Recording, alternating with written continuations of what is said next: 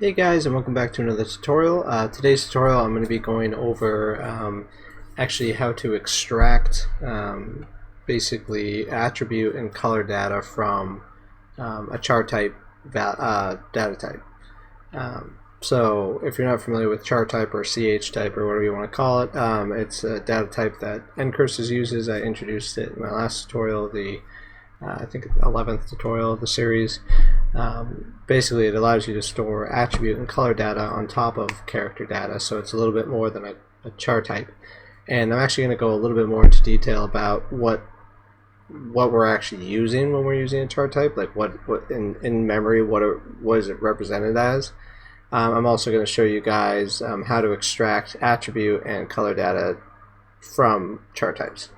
So first off, I've created just like a little demonstration program here. I'm not going to go too into detail about what this code is here, but basically it's just going to show us a pretty diagram that I'll explain over here. That's what this file is. So first I'm just going to make, looks like nothing needs to be made, and I'm going to run the program here, which is just called diagram, and it comes up with some pretty printed text. So what this is here is this is showing us that our char type is so in this case we did the char A.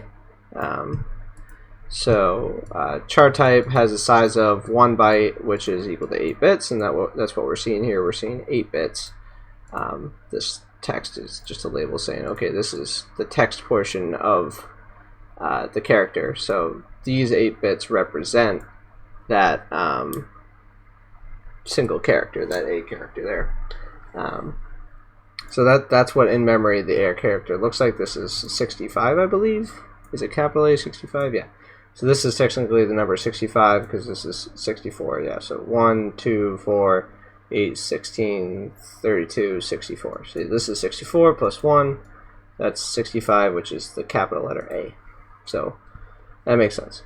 So this next section here, we're actually going to be looking at char type, ch type. So if we look down here, we'll see right here, this is what we're looking at here. So we have a char type ch with the capital letter A. It has the reverse attribute, and it has the color pair 1, which in this case I defined color pair 1 up here. It's red on black.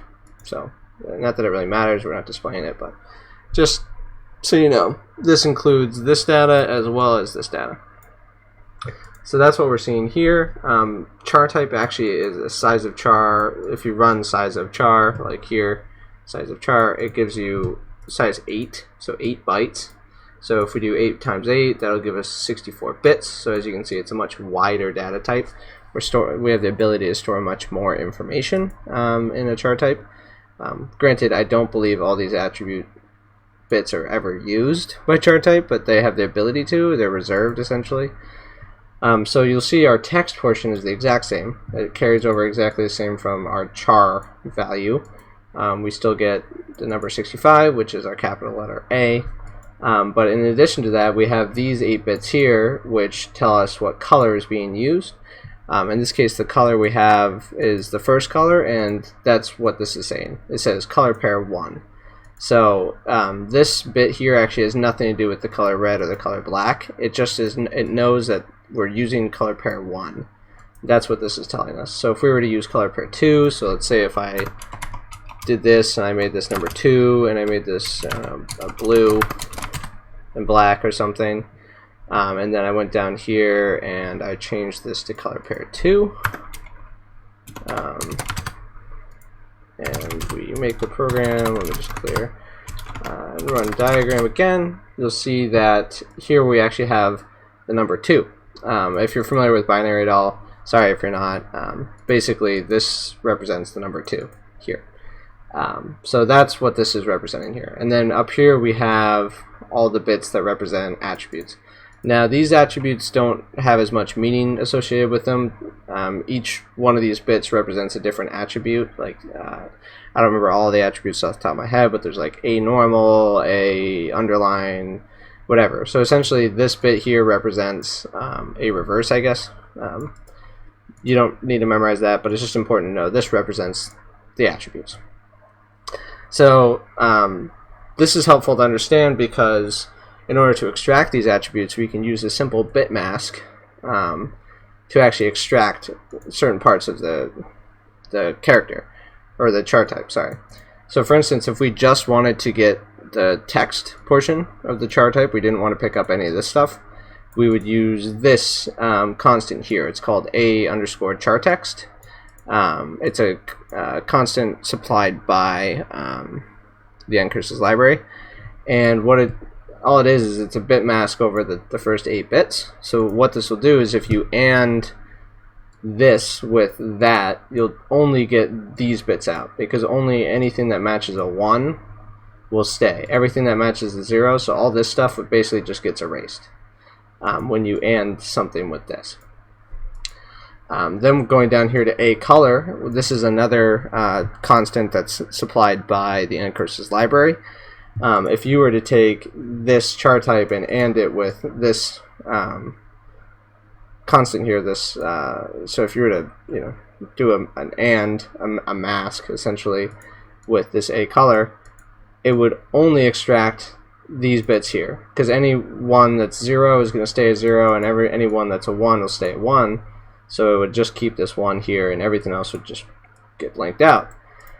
Now, confusingly, the Ncurses library supplies this a attributes constant, and you'd think it just extracts the attributes, like these attribute bits up here, but I guess they're thinking about the color as one of the attributes. So really, this a attributes bit mask gets the colors and the attributes, which I find unintuitive and confusing, because if I want to get the color, I'll just do a color, and if I want to do the attributes, I would just want to do attributes, So just so you know, this constant's here, but I actually define my own constant that just gets the attributes, and the way you define that constant is you take a attributes. Sorry if you don't understand bits, or if this is a little too low level for some people, but don't worry too much, you can gloss over this part. This is just the deeper understanding part.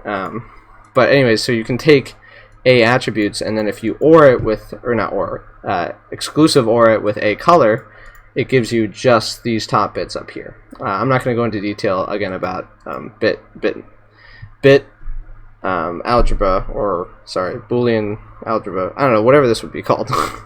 But this essentially gives you what you would expect a attributes to be.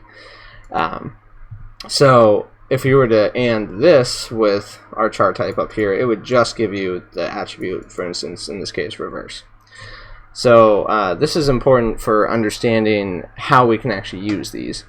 So I've actually created another program to show why this would be useful, or how this could be used in practice. Essentially, all this program does is I'm going to skip over. Don't worry about all these includes or anything like this. I've just redefined our a attributes here, and then I have a couple of helper functions that you don't have to worry too much about. They just get used to help make the program work. We initialize our screen. We start color. We set up our color pairs here. Then we create 2 windows. We're going to have an output win where we see a character, and then we have a status win where we're going to display some text based on what we've seen on the screen. Then we're going to refresh the screen so that it picks up these windows, and then we're going to refresh our windows. Then we're going to create 2 variables to help us during our loops. We have a reverse variable to know whether or not we've reversed the text. I'll get more into that in a minute. And then we just create a char that will contain input every time. And then we're going to loop through this until the user presses X, essentially. So first thing, it just outputs this character to the screen with a random color. That's what our getRandomColor function does here. So it just outputs a character with a random color. And then we're going to create a variable to hold our status message that will display in our status win. And then we're just going to refresh our output window so that we can see this character here, and we're going to capture that character. And then what I'm going to do during the tutorial here is I'm going to actually write code to show how to detect specific color and code to detect a specific attribute. We'll get to that later. Then after we do that, we'll erase whatever's on the whatever's already showing for a status, and then we'll display our new status. We'll refresh, and then we'll get an input from the user, And then if the input happens to be R, we're going to apply the reverse attribute. So that's how we'll be detecting specific attributes. We'll see, okay, when we reverse it, what, is it, we'll have to detect somehow that it's been reversed. And then same with the color. It's going to show a random color, so we want to detect when it lands on a specific color pair. So just as an example of what this program does, I'll run main, which is the name of the program. Every time I press a character, it switches color, and right now it doesn't display any status, but when it does, it'll display a status up here. So right now it just cycles through a random color every time, and if we hit the R key, it reverses so that the background and vice versa. So now I'm going to just end that program, and I'll actually get into how to write the code for detecting a color. So right now we've extracted this character, which happens to be that character we saw. So we extracted that character, and now we want to check, or we want to extract its color.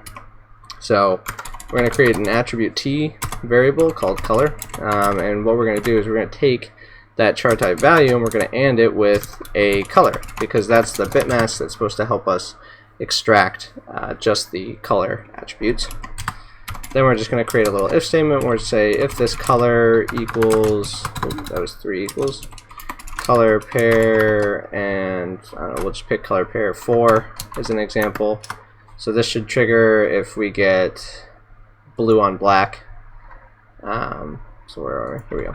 So yeah, if we get color pair 4, we want to change our status and have it say found color pair 4. For instance. Okay, so now before we continue on, let's just check to make sure that this works. So let's go over here, do a make and main. And so now we're looking for blue on black. As you can see, it detected found color pair 4. So we know it picked this up, and then if we hit a key, it disappears because it's no longer detecting this as blue and black. If we keep going, it'll do it again. So that's working properly. Now we can write code to detect a specific attribute. So in this case, we're going to check to see if the character has the reverse attribute. So we'll create another attribute T. We'll call it reversed, and we'll do a similar kind of thing where we do ch and in this case, I'm going to use that special thing that I defined called a_adders. If you really wanted to, you can instead do it like this, where you do a_attribute that and then a color. That'll give you the same thing, but I've already defined it up here using preprocessor. So I'm just going to do that instead. Where was I? So yeah, we'll just do a_adders, and we can do a similar thing where we just go reversed, say if reversed equals a reverse. We want to set the status plus equals reversed, I guess, something like that. So now let's go back over here, let's make, and let's, what happened? Oh, if reversed with a D. There we go. Make main. Alright. So now, blah blah blah. Yep, we'll see it got the 4 thing. Now if we hit R, it detects that we've reversed. And if we go through and get to blue, you'll see that it says found color pair 4 and it says reversed because I did a plus equals here. That's a little nuanced thing. So as you can see, we successfully detected that attribute. Now, I want to note that it's not like we're not checking to see if it has this attribute. We're checking to see if all of the attributes equal a reverse. So for instance, if I were to add another attribute here, like a underline, I think it's called underline. If I were to add that attribute, it would not show up correctly anymore because there's another attribute in the mix that we're not checking for. So yeah, as you can see, because it's reversed and underlined, we're not getting this detection. But if I come back in here and I do oops, there we go, or a underline, and then we come back here and we do make, you'll see that it says a underline or. So let's do one of these instead. That's what we gotta do. because now it's detecting that it's underlined, and we want it to check. There we go. So now it'll detect if it's reversed and underlined. But that does bring up a good point. You can say, you know, this or that. So if you wanted to, you could say this or that if this or that is detected, essentially. So yeah, anyways, that's how you go about detecting attributes and colors or detecting or extracting attributes and colors in Ncurses. I hope this tutorial has been helpful. I know it's a little bit more in the weeds and a little bit more low level, but I hope it's been informative, and look forward to seeing you guys in the next tutorial.